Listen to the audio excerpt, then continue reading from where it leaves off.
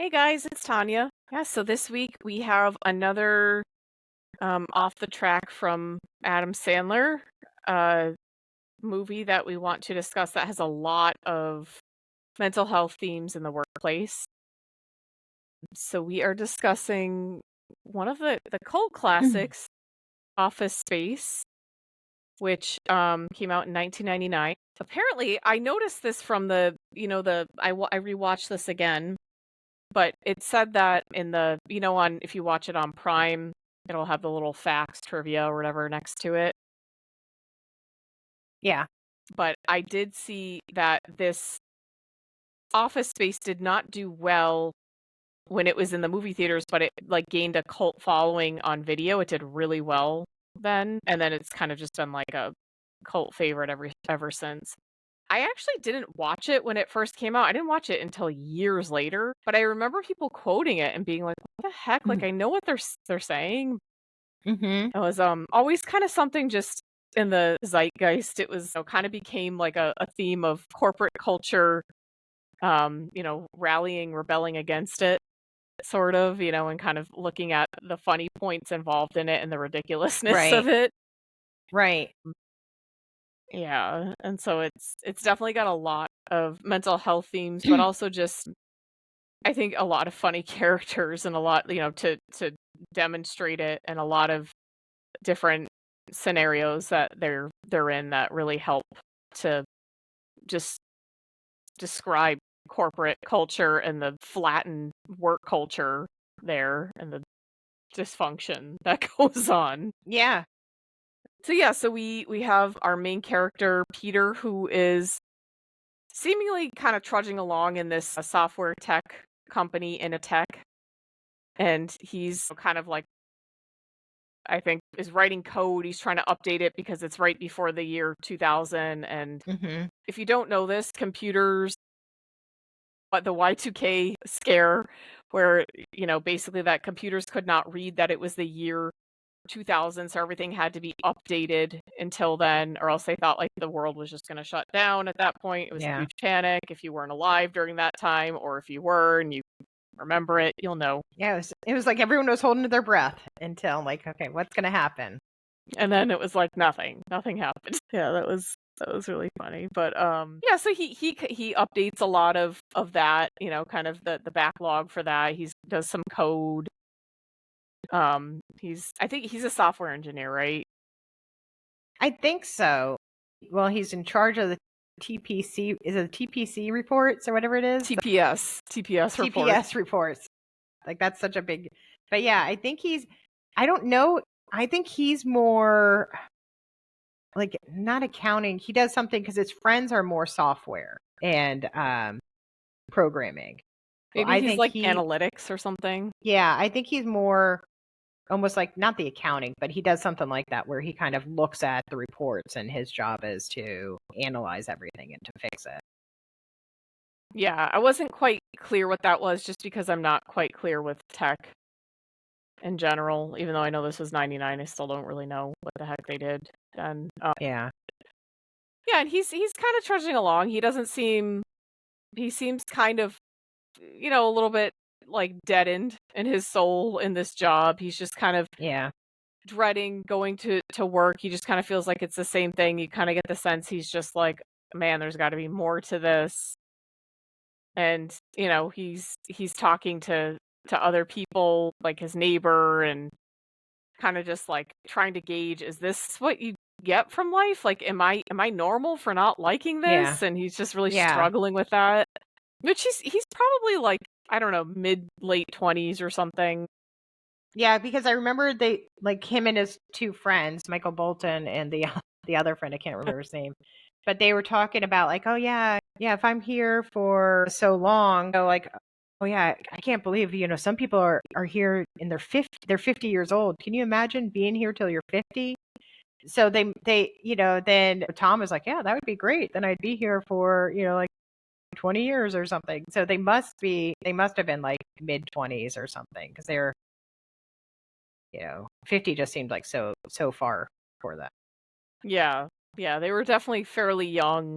Probably it seems like Peter had been there for a good amount, like, for his age, probably like 6 years, 7, 8 years, I don't know, something like that. Hmm. And so he's probably in like his late 20s, but yeah, he's basically struggling with finding his own identity, feeling like, is this what I want out of life?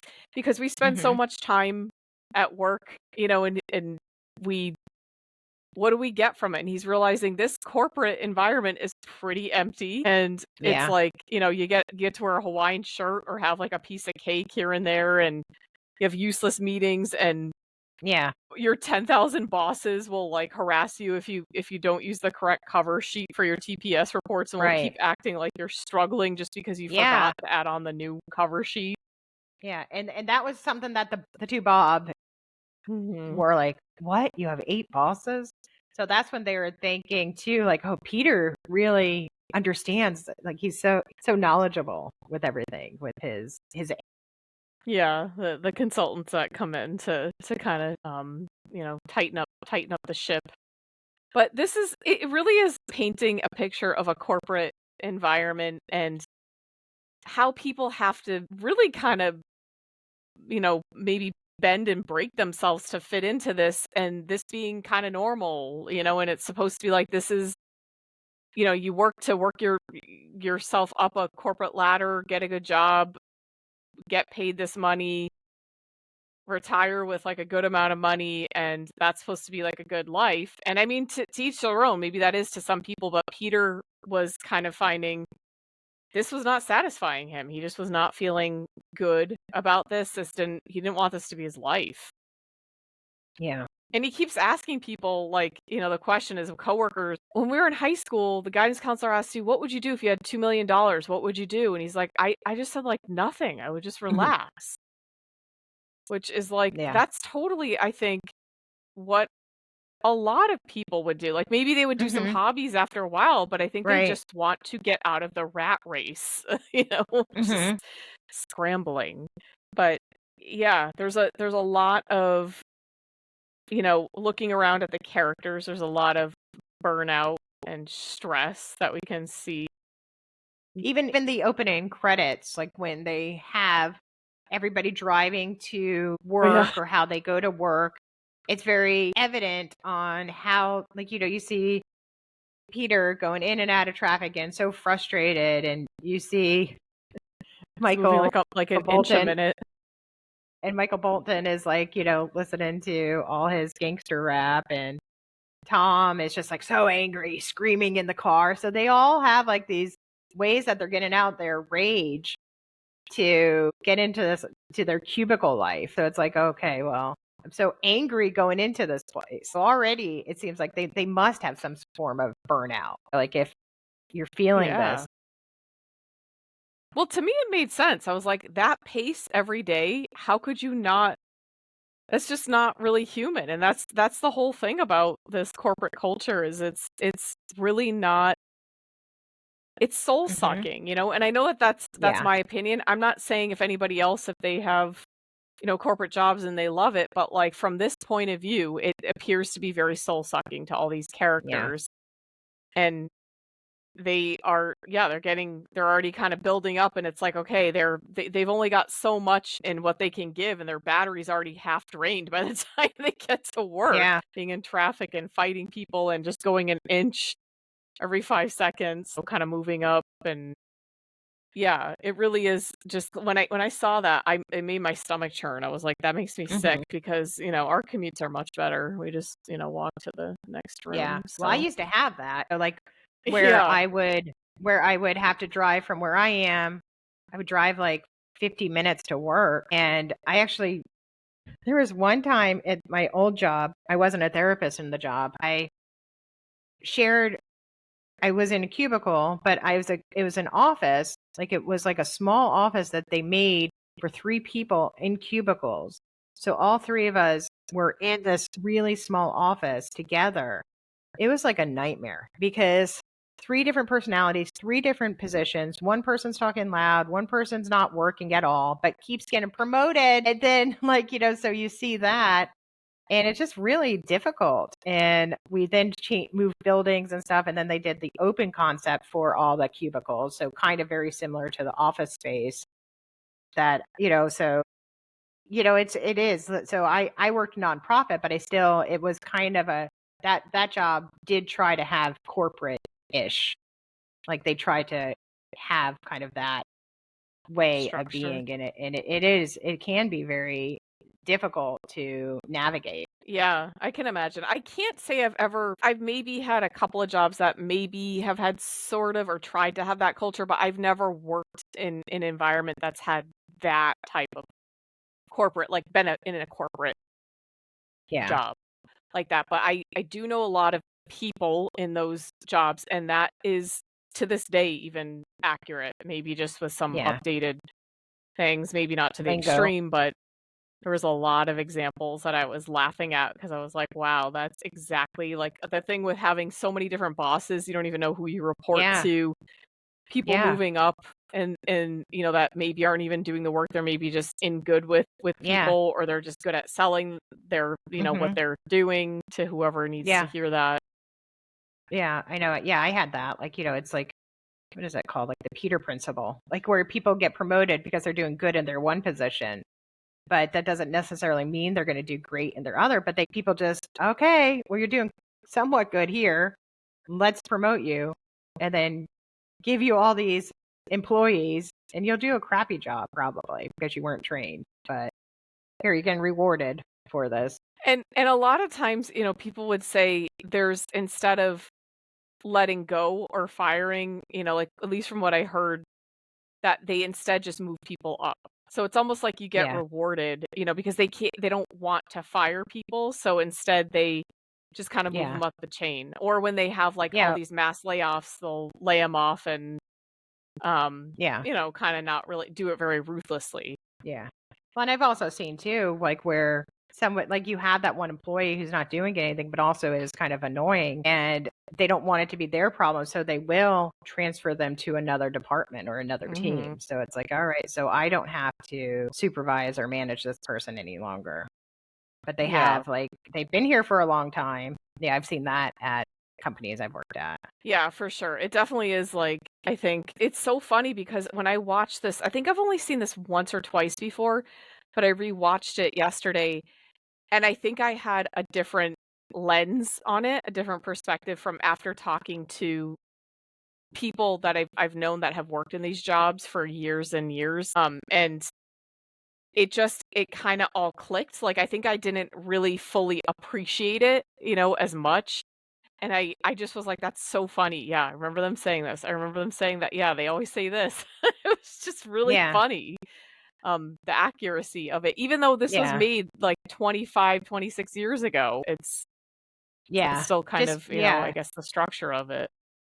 Just But it's interesting too, like all the different nuances too, like how like when Peter Fritz gets in his office and he's just like goofing around or not really doing anything. All he's focused on is the welcome to blah blah blah blah blah blah. The redhead receptionist, like how like corporate he's pounds of like everyone cable. else, Corporate pounds, yeah, and pounds everyone of else is cable. probably able to drone her out. They're able to just ignore him, so he's just focused on that.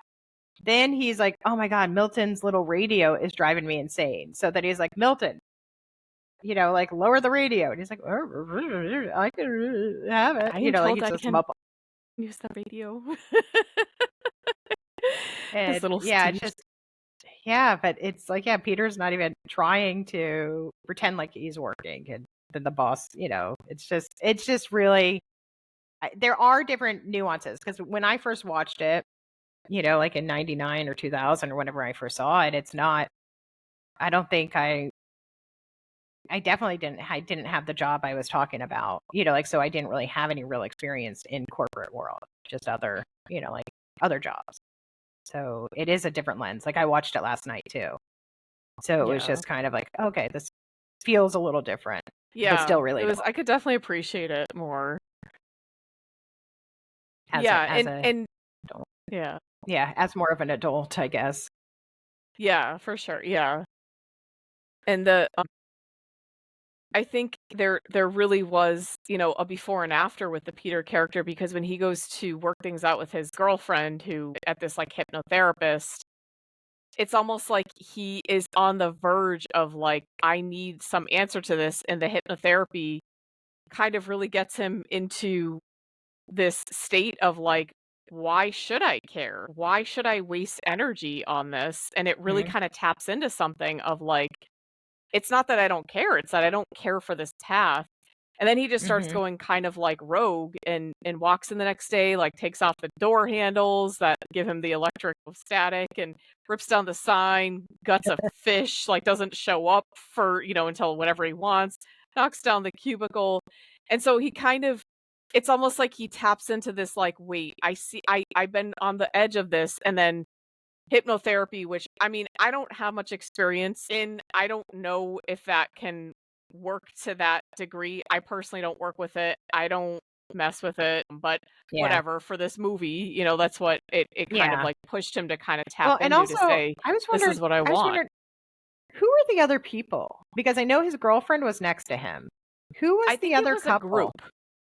I think it Oh, was a group, like a hypnotherapy group, couples group. okay. Okay. Because I So it was was like wondering, I'm kind like, of they why are were they there there too. too? Okay, I was thinking that it was just a thing with Peter and his girlfriend. So I was like, that's really weird that there's another couple. So I wasn't really sure what that was about. Yeah, and I don't know, like, I know, these hypnotherapy in, like, '80s and stuff, that was kinda, like, all the rage with that stuff, but I know you and I don't really mess with that, and we don't really I Yeah. just don't feel like I know enough, and I don't practice that, I don't know, Mhm. but for whatever reason, he was able to kinda tap into that, and, I mean, just kinda set about and saying, like, "This is what I want, and I'm just gonna go for it, and whatever the consequences are." And they turn out to be actually, when the consultants come in to lay people off, they're highly impressed with his attitude and Yeah. the Bobs. They're just like really like he's executive material because he has confidence, and he has confidence that Yeah. like I don't care about this. So they take that as like, oh, he's not challenged. Yeah.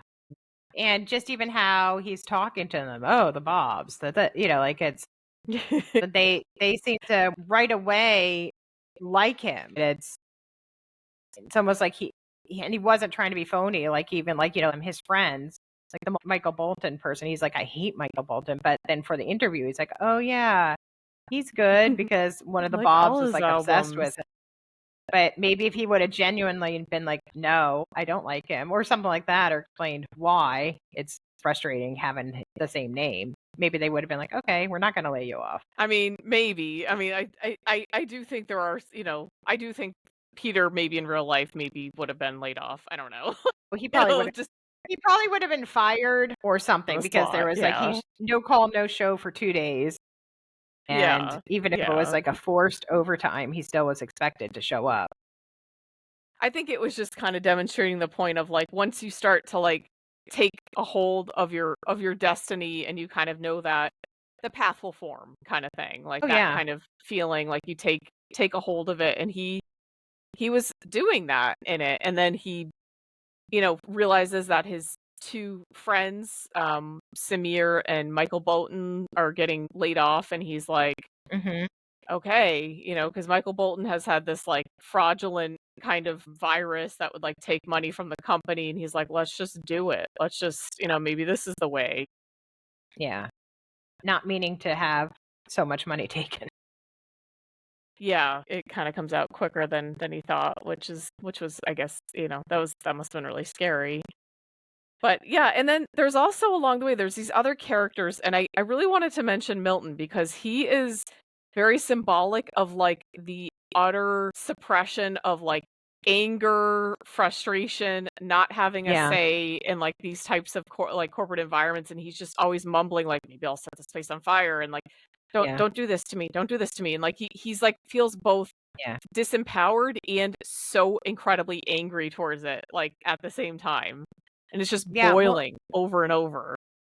Well, and it's also very much the way they depict it too is like how you often hear of like an office environment. Oh, it's all the politics. It's this and that's who you know or who you're friends with. And poor Milton had no friends. Nobody really understood him or liked him or treated him well. of course he's going to be the one whose office keeps getting moved, and no one even knows that he was laid off. He kept getting his check. For 5 years. Yeah, he's all for 5 years, so he's just been kind of like floating.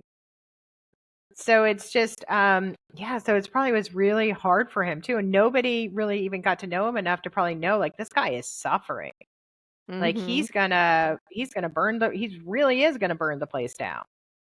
Yeah. You know, there's a lot of telltale signs that his mental health may have been, not the most stable. Yeah, for sure. If anyone had taken any time to kinda listen to him and be like, he's gotten to this point, he's not at burnout, he's at, like, violent, destructive, which he inevitably acts upon. I know it's not, like, directly shown, but that's the assumption, is that he set the fire at the end Yeah. and got the checks and went off into the beach. And then even then, at the beach, he's like, when he didn't get the right drink and he's explaining it, he's like, I'll complain to your manager and then put strychnine in your drinks. Like he's got these really like Yeah, he he's can't really pretty. stick up for himself, so he goes full on violent. Yeah.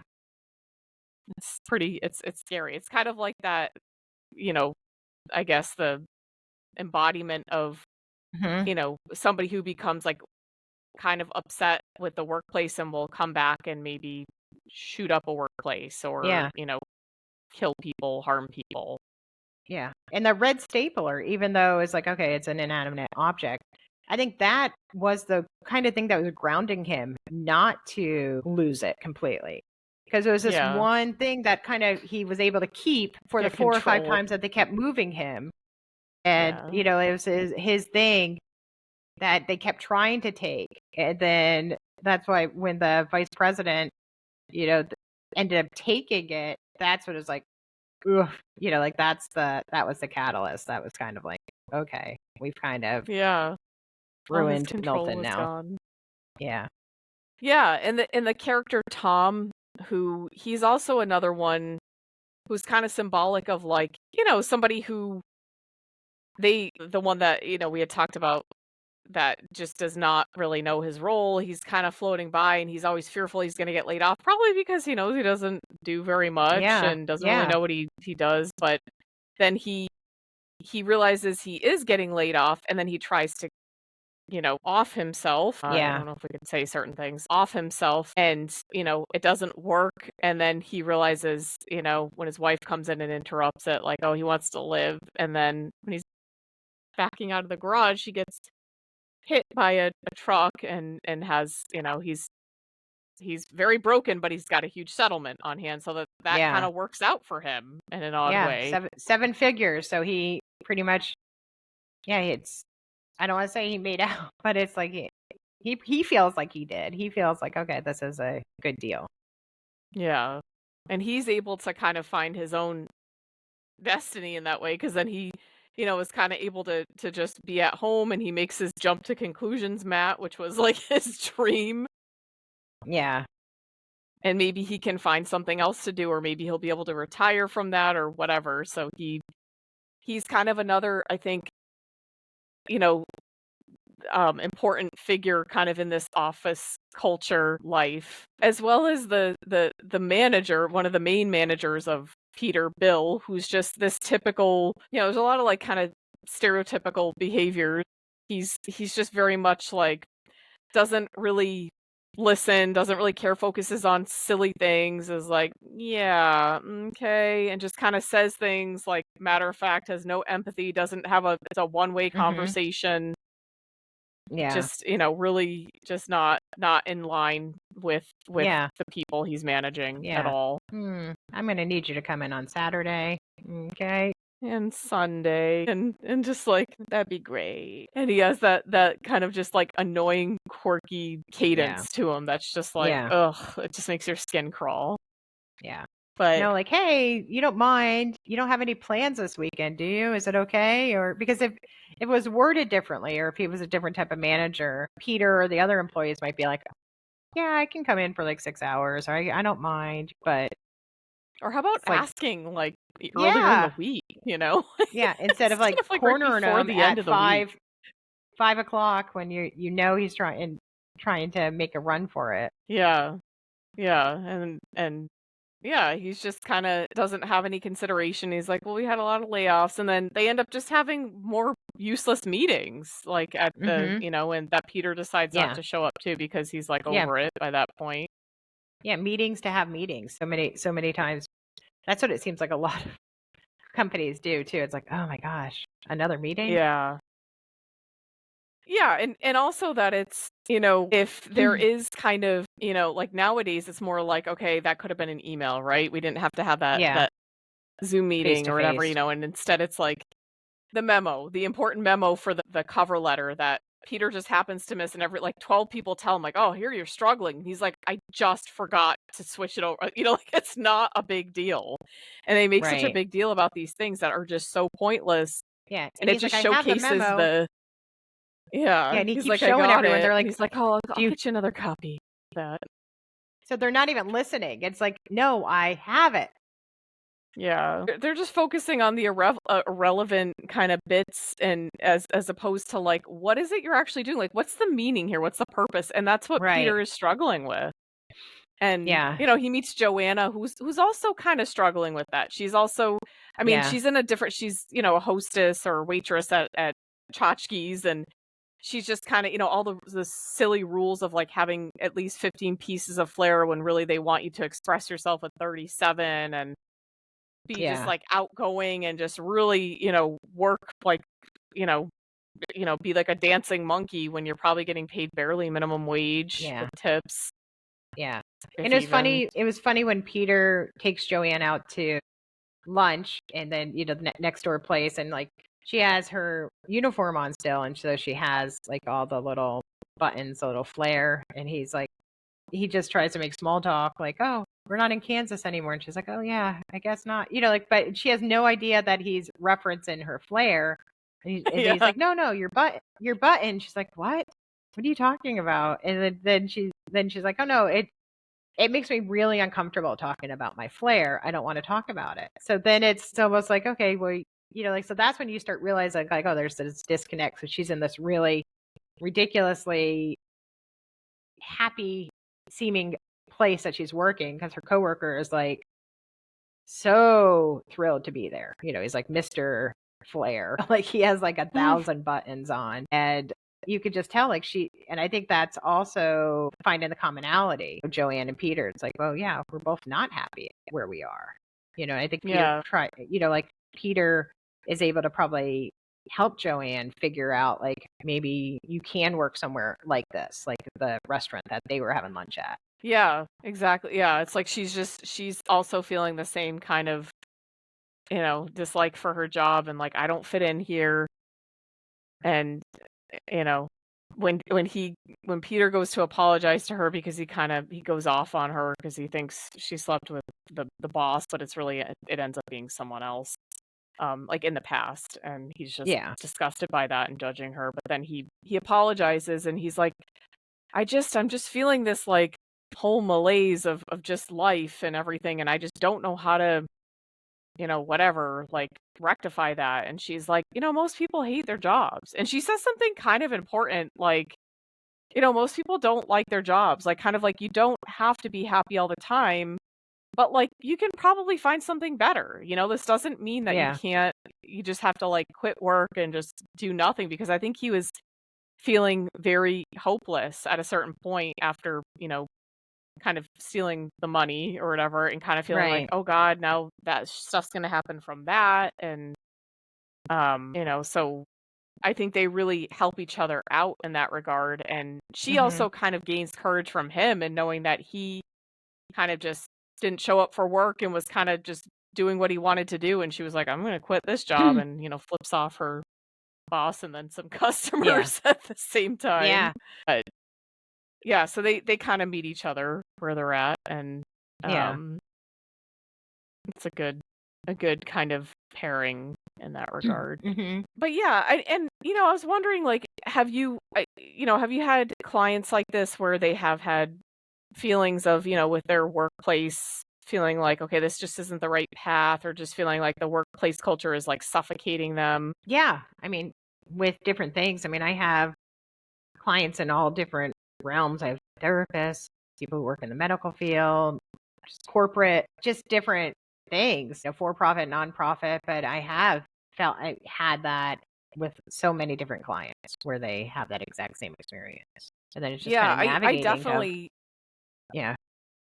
Yeah, and then it's just trying to navigate, trying to have them figure out what is it that you like about this, or why do you feel stuck, or why do you feel, like, so it's, trying to maybe even figure out if they want to leave or how they can navigate staying. yeah, I think it's something that it's been I've had a lot of that over the past couple of years, and it is, I think, a lot of navigating, figuring out what you truly feel like you want from life, if you feel like maybe you're on the wrong path, and saying, is Mhm. this something that you can kind of turn around or change up? Or is it finding maybe something in a different department? Is it corporate life in general is not fitting you? I tend to find on average people are burned out with more the role and kind of the management, and they usually need like a change in their team. But some people are just, I think they were kind of maybe led into like, well, you go into corporate life, like that's just kind of the way. And I think they never really questioned it until they were in it and realized maybe this doesn't really align with me. And they're like, well, the money that I get, I'm not going to necessarily get anywhere else. So they kind of feel a little stuck Mhm. in that. Yeah.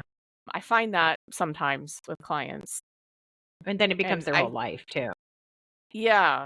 And I think some people can kind of be like, okay, that's okay. I can find something else in a different department, or maybe I can switch to like maybe nonprofit and maybe kind of feel like there's more meaning in that, or maybe find a department or a team that has more meaning, but sometimes I would say, there are some people that are just like they have to just make it work, and that can cause a lot of burnout, a lot of depression.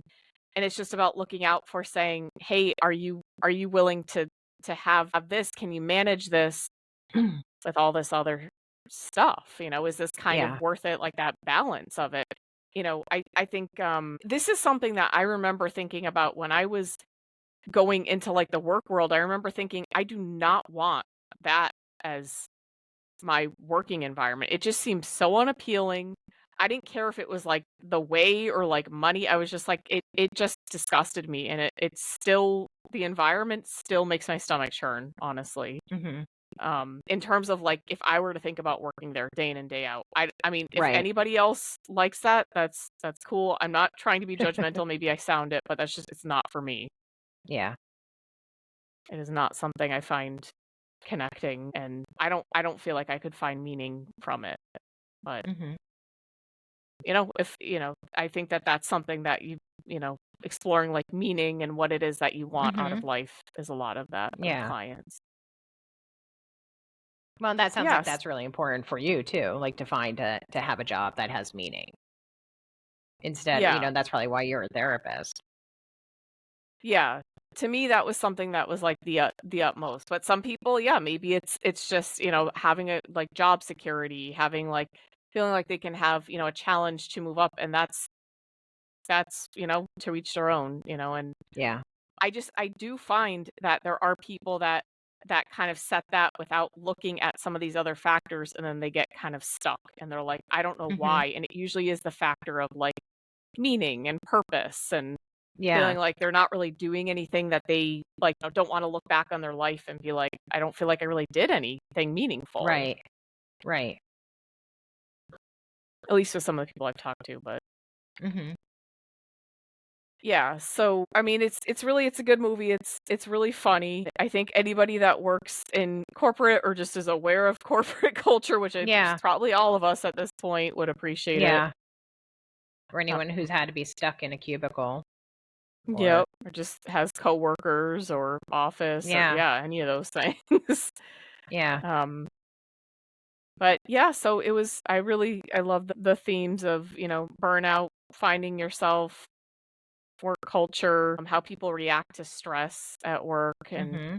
also how it's not as managed. I think nowadays corporate environments are better about managing employee stress and mental health. Yeah. I think that's kind of more at Yeah, the well, and forefront. also with some of the benefit packages now that companies have, they're like, "Oh, well, we have EAP and we encourage mental health day or we do these volunteer activities together, or we do this and that. So they try to, I think a lot of companies try to reach people where they're at, or they, or else they, they try to. I'm not saying that it works all the time, but they do seem like they do try to have within the benefits package or whatever, or maybe even have managers have a little bit better training sometimes. They place more of an emphasis on it. I think it's more in the human. forefront, mental health, in the past Yeah. 20, 25 years than Yeah. it was then. So yeah, Yeah. that is very good, to have that.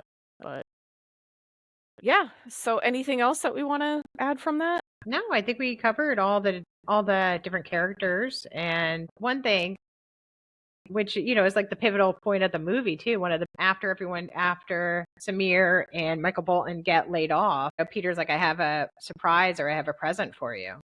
So he takes them to like a park or the woods or somewhere and just unloads that broken printer, and just lets them have at it. I mean, like, that's such a iconic point, and I think too, when I first watched it, I was like, I don't understand this movie. I don't understand, like, the feeling of hating a object like that so much. Again, from working in offices post that movie, I do have the, remember the disdain of like, the printer's jammed, or this or that, or, just so, yeah. So that was like just them getting so like angry. The two of them just wanted to, beat it up with the baseball bat or punch it, and just. Yeah, the guy keeps Michael Bolton keeps going after it because he's just it's like what it represents, like all the frustration of things just not working in such a dysfunctional environment. It's so symbolic, and yeah, that's pretty hilarious now. Yeah, looking at it, but yeah, for sure that is a very iconic scene.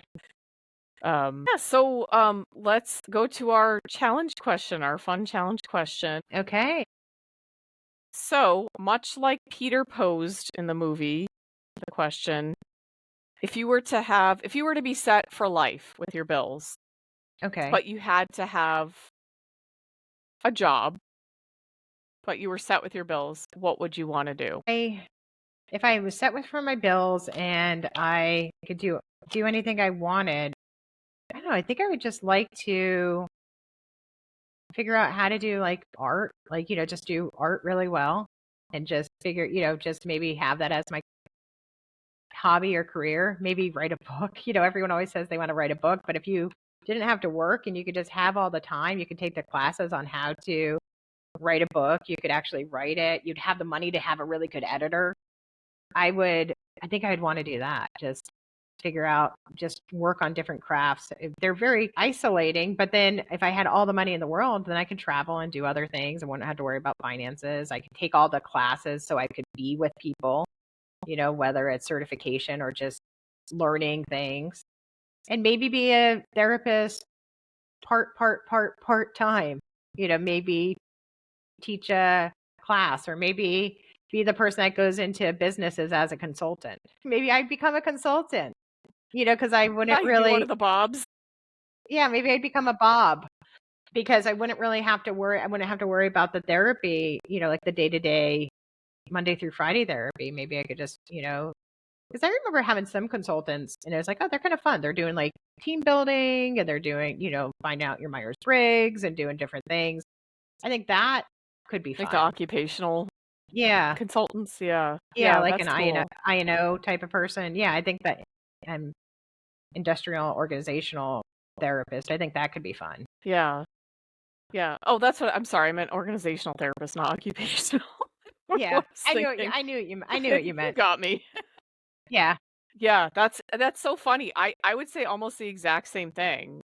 Because I was thinking that, like, I would love to just be able to write and like to travel and to just kind of have the free time to go and enjoy and like absorb, so I could like engage in creative pursuits that like I try now, but it's tough because we have like this schedule, of just work, like everybody does, and well, everybody that needs to work, and like, yeah, learning, like I would love to like paint and like write and travel, but I also do think I would like to continue therapy as well too, like, to a degree. I think I would definitely reduce my schedule, but I do think I like, maybe I would have some, like, therapy groups or, kind of that type of thing, something where I could be kinda more creative in it if I had, like, the time to set it up, and Yeah, I think that would be fun. yeah, I think that would Maybe be doing really yeah, cool. and maybe that's would be more fun than doing a consultant because I think I would like to still I like the idea of like, hey, let's, have a yoga instructor do something, then we'll do this or we'll, Yeah. incorporate or, I'll just do therapy Or have, for like, like just, a like, a therapy couple hours. center, like a Yeah. multidisciplinary therapy center where you could just kinda, like yeah, like, have different groups where it doesn't have to be so, the one-on-one therapy, it could be, like, yeah, like Mhm. yoga or, like, expressive arts and stuff like that, and, like, Yeah. creative kinda that would be really cool. Yeah, and then have so much money you don't have to worry about the lease or the rent or having owning the building. Yeah, and, like, people don't necessarily have to, it could be like a sliding scale, you don't have to worry about that, Oh, really look at so you much bringing to your help out. nonprofit into this. Yeah, that's perfect. Yeah, I think that would be really awesome. I also think maybe doing some work with animals too, like, Mhm. just because I love animals Me and, too. I think that would be something like that. So I think there'd be a lot of different things that I would kind of Mhm. maybe not have as, like, a set job, but I would do a lot of those things in my mind. Yeah. I don't know if I Yeah, actually I would, would but like in that. my mind I would. Yeah, have some rescue something, whatever it is, Yeah, yeah. or just figure out. Yeah, because I always like that, like, like when you think of like, oh yeah, well, I have all these, like, like you think of Martha Stewart, like she has all these horses and dogs and cats, and but she has all the money, but she has all the hobbies too. It seems like she's like, oh, I'm doing some painting or I'm doing some gardening, cooking, doing sewing, so something like Yeah. that, but maybe not to that scale. Yeah. Yeah. Like, I wouldn't I don't I would just like to do more, like, expressive arts and stuff and, Yeah, like, me too. cooking and things like that. Gardening is not really my realm, but my husband could have fun and my in-laws, because they like to do that Yeah, stuff. I like the results of it. But yeah, yeah. I like gardening and like I like the weeding and the trimming and stuff like that, and yeah, but I would like to learn more like art, like expressive arts Yeah. too. Yeah. So yeah, so maybe we can That's open a cool. So center we'd be on the together. same track. We could open up a center together and Yeah, yeah, I and like just, that. We would have it in that'd be fun. Florida and Mass, and we could just do like the whole East Coast. We would just have a bunch of Yeah, centers. just up and down, and then maybe we'd pick somewhere out east or international if we're Yeah, feeling, extra and then we can ambitious. have like a one room that's just our studio for when we record our podcast. So Yes, there you go. and beds for Paige and Lucy, and But yeah, Paige is next to me now. I think she just woke up. She looks confused. So she's like, "What?" what's Yeah. going on? I think I heard my name. Yeah. Oh yeah, she has her hearing back. I don't know if I told you that. Like She does? Okay, yeah, that's so good. those of you that might not know, Paige went deaf in like September from like she had a really bad ear infection and some medication. So we've noticed she's been hearing her name, she's been coming when she's called. So that's been happening in the past couple weeks. So it's really exciting. That is awesome. Well, good. We're Yeah. very happy for Paige, Yeah. because she went through a lot, and she's our little mascot dog. Yeah. Our little old lady. Yeah.